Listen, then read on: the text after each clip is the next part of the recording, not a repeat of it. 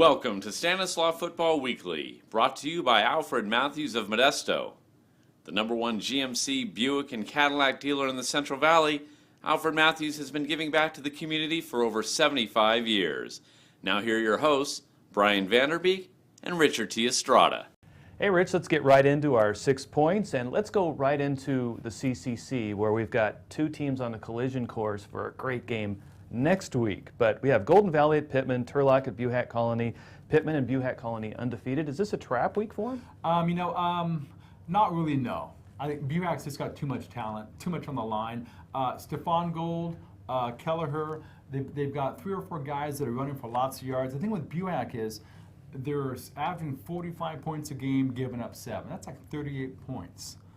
Turlock doesn't have the speed to make it work. On that other side, Pittman GV, that's a little bit more of a fun game. Golden Valley's had some injuries. They're getting the running backs back to play. But again, Pittman has 5 kids over 200 yards rushing. They move it around quite a bit. Cody Brackett's getting 12, 13 a carry. The big thing, though, is Tyler Arnsberg. He's come in playing on both sides of the ball. Tyler Arnsberg, the GV star the last 2 years, so you know GV's going to want to see him again. Right. Well, let's go right stay into town here with the MMC and Downey, our favorite passing team here in town. But Modesto kind of exposed Downey a little bit last week. Yes, they did. Aaron Zwollen, 13 of 28, 150 yards. He threw 3 touchdowns and no picks, which was nice, but it's also deceiving. If Modesto's got a little bit of stickum on those hands, they're coming away with 2 or 3 picks. Yeah. Modesto kept on blitzing from different angles. From the corner one time, over the center another, from this side. Lots of mixing things up front. Downey struggled there. In the secondary, Modesto played nice tight coverage. They knocked around the Downey receivers a little bit, and you could tell because a lot of those passes were either half a yard in front or half a yard behind the receiver, and it's tough to catch those when you're only 7, 8 yards away. Yeah. What happens now, Downey has a bye this week. Downey studies the game film just like everybody else, because everybody else is going to try to figure out what did Modesto do that works so well, because Downey's offense was really, really haphazard last week. Yeah.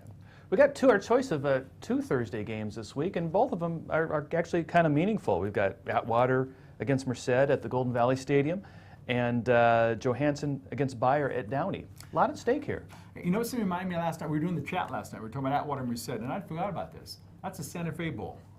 Oh, that's right. When it was just Merced and Atwater. That's right. I would go down there every single yeah. year. There was not a better game than seeing Merced play Atwater with all that talent. This year, just as important, Atwater's 3-2. You know, Valadeo's done a nice job down the last couple of years. They were struggling. He's brought them back up. Huge game for him. Merced's 2-3. If Merced loses, the season's the playoffs are pretty much, those are gone. Atwater wins this game. They can step up and say, hey, we're second best in the CCC. We want to go to the playoffs too. Huge one for them. What it's going to come down to is this. How does Atwater play defense? Yeah. Well, let's stay in Merced County for another point here. LeGrand, and they kind of look unstoppable in the Southern League, but could Delhi get them? Delhi is the only one that will keep it close. I don't think that Delhi doesn't have the explosiveness to stay with LeGrand. What Delhi does have, they have that running game. They will pass 2-3 times a game if they have to. That'll help them run time up the clock. It'll also make it a faster game because there simply won't be as many plays. Right. Are they going to win? No, because I can't see anybody holding the ground below 35, 42 points a game. Alex Bucio, #1 in the state, 21 touchdown passes. They got Daniel Gazar. He's going to be a really good back. Zach Moreno may not be a better receiver in the district. Him or Eric Say up at Manteca. Well, one of those 2 guys probably. But no, this would be a closer game for LeGrand. After this, though, the rest of the way, the teams are playing, they were combined 6-14, I think it is. Wow. So they're looking 10-0, and the playoffs come up. That's section final. That may be a close game, perhaps. Our last 2 points here are kind of almost issue-based. We have some teams that really rely heavily on the pass. We mentioned Downey already and some others. But is it any coincidence that the best teams in our area, at the top of the rankings, really are run-first teams? Probably not. Yeah. To put a passing game together, that takes a lot of talent. Yeah, it does. You got to have a quarterback, receivers, a running back who knows how to block. You need to have an offensive line. The biggest thing, though, you need to have a coaching staff that has the confidence and the knowledge to just throw it on a passing game, and they're going to be ridiculed because other coaches will say, you don't play defense, you're doing a chuck and duck, and you got to have the confidence to say, I don't care what you think, this is what's best for me. But that doesn't work very well at a lot of schools, just not the right personnel. Running-wise, you get a big line, you get a couple running backs. There have been years, Oakdale, their backs have not been great. Right. But they still The system get is the there. playoff. Yeah, and I guess that's the key. The system carries from year to year. Yeah. We had, at the end of Friday night's action, I looked at the board we keep in the newsroom, and we had 26 scores up there. The average scoring differential in those 26 games was 34.6 points. I know maybe that's just a blip in the schedule, but we've had a lot of blowouts this year. What's going on? Yeah. Well, first of all, last week we knew it was going to be bad. Yeah. You look at the schedule in August. You just knew. You got these teams, and it was not going to be pretty. If you're going to take a vacation, this is the week to take the vacation. Yeah. I think part of it is there are becoming haves and have-nots. If you look at a lot of the leagues, and suddenly there's LeGrand, Delhi, and then it tumbles down. The TVL, it's tight this year, but even then, Riverbank and Houston are kind of getting knocked back some. The VOL has become kind of the big three again. Yeah. I think the biggest issue is this. We have some really good football programs around here. Oakdale, Manteca, Buhack, a number of others, Escalon. They're good and they're getting better. Some other schools not putting as much emphasis on football as they used to. Not as many kids, not the participation, not the time being put into it. And when the good meets the not so good, when the good meets the bad, you're going to get those bad games. Well, that's our 6 points. Let's go for the point after now. And it's an issue here in town. Gregori Field, should it be built? Golden Valley built a new stadium. Right. $6 million. Ouch. That's their decision. They use it with taxpayer money. They say it's from a bond. It's not a bond, it's taxpayer money. That's where all money comes from, taxpayers. In town, they're talking about building a $3.5 million stadium at Gregori. That's what the price tag is now. Right. It's already gone up from where it was before, and that's not even for a Buffalo stadium.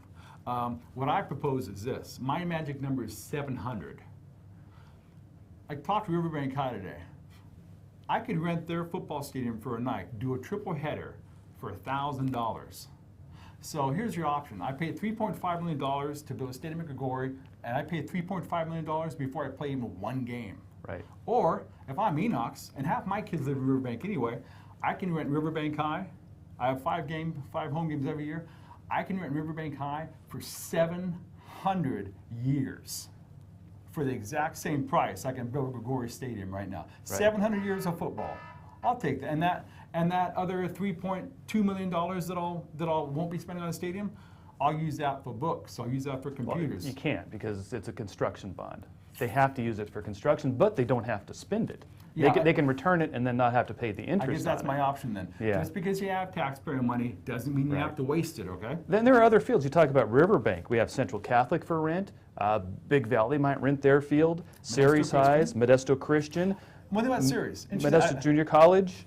John Thurman Field is out there. I proposed that in 2007, and it's still in play if somebody wants to do it. One thing with Ceres, I talked to Ceres. Interesting little thing here. They don't rent their stadium, but what they do is, if you're a nonprofit and you're in town, they will allow you access to their stadium, sometimes for free, sometimes for a very nominal price, just a matter of custodial work, which was kind of nice. But they don't rent to other schools, but those other ones do. We've seen games out there, and the point is, there are a lot of options before you just throw millions and millions of taxpayer dollars out the door. Yeah. Well, those are our 7 points. So before we get to our predictions, here's a word from Alfred Matthews of Modesto. As the #1 GMC, Buick, and Cadillac dealer in the Central Valley, Alfred Matthews of Modesto is all about great people, great selection, and great service. They've been giving back to the community for over 75 years. Shop Alfred Matthews on McHenry Avenue or go online at alfredmatthews.com.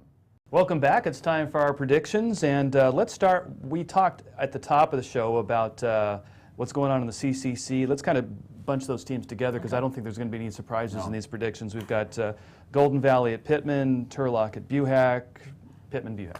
Buhack probably 35-7. Pittman, I think probably closer to 35-14, 35-17. They both got lots of points, and they go into next week 6-0. Yeah, I saw Turlock play last week, and they really wanted to use that Franklin game as a warm-up, get their passing game going against Buhack. Unfortunately, that was a blowout, and they couldn't throw the ball in the second half, and we talked about that earlier. Hillmar at Modesto Christian, and actually that's a game I'm going to be at this week. That should be fun. Yeah. Hillmar, I've seen Hillmar play. They can go passing game, they can go full house backfield. And I think what happens, Hillmar is going to keep it close, maybe get ahead, and then go to that full house backfield, and that's just tough to stop. Should be a big game for Nate Sudfeld. University of Arizona quarterback playing really, really well. Damian Bell-White, Caden Klein. Interesting to see how Hillmar does them, but I think Hillmar is going to try to get physical with MC's passing game. Yeah, when printing out the schedule, or actually printing out the roster, I held it up, and it was the first time all year I got all the players from one team on one page, and I just don't see Modesto Christian with their, was it 26 players on the roster, being able to physically hold up over a full game with Hillmar. Johansson versus Bayer at Downey. Thursday night game, 7:30, should be a nice little game. I think Bayer, because I think Bayer can throw and pass. I think Bayer's really going to load up against the run of Johansson. I think there'll be some nice points, but I think when it's over, McCain Marshall will make a few passes here and there. If it flips around, it's because Joho's got interceptions. Yeah, I'm going to go with Johansson. I saw him play last week. It was against Davis. Really not a lot of competition there, but they just really handled themselves very well. They moved the ball on the ground, a little bit in the air when they needed to. Their defense looks solid. I'll go with Johansson, basically just to be different. All right. Okay, Calaveras at Argonaut. Up in the foothills. Normally we don't do a lot with the foothills, but two best teams in the foothills play the very first night. Argonaut lost to Ripon early in the year. They're playing better now. Yeah. Calaveras 2-3, huge rebuilding job.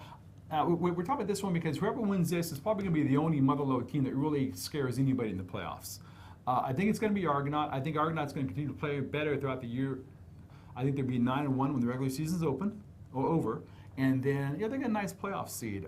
Aside from Argonaut, though, there's not much to worry about up there. Yeah, I saw Argonaut really get handled by Ripon, and then Ripon goes and gets blown out by Hillmar. I hate to think that the difference between the TVL and the MLL this year is that great.